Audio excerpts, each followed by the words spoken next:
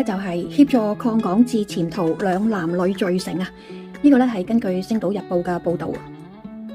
細標題就不問價錢租船，秘赴澳門，官子必知情。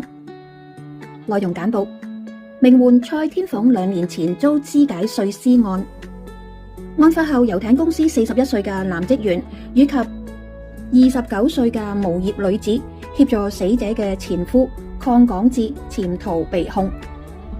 裁判官陳志輝16日喺九龍城裁判法院裁決指出，雖然根據證據無法肯定涉案 Alex 就係鄺港智，一般人如果唔係犯法，唔會忽然緊急咁秘密咁租用呢個船隻前往澳門嘅，又唔問價錢。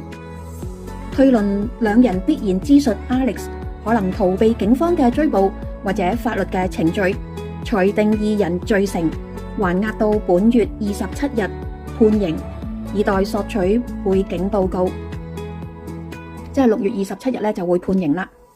咁其實裁決嘅重點咧係有嘅。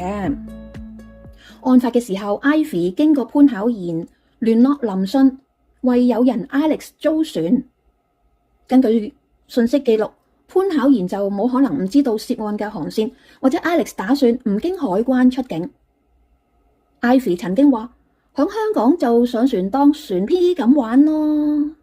船係接駁用嘅，船 P 即係船嘅 party 啊，喺船開派對咁嘅意思嘅。一般人若果非犯法，唔會忽然緊急咁秘密咁租用船隻前往澳門，又唔問價錢嘅。推論呢就話林信同潘巧賢呢就必然知道 Alex 呢可能逃避警方嘅追捕或者法律程序，都係逃避咁嘅意思。最後就話，即使無法肯定 Alex 就係鄺港智，都等同罪成咁嘅意思。咁你話兩件案件有冇相連呢？咁官就話唔關事噶，就算唔係 Alex 呢個咁嚴重嘅案件，都會一同係判罪嘅。好啦，咁去到呢度呢，就係要等下啦。陳官講明案中由林信安排船隻，聯絡船家同埋水手。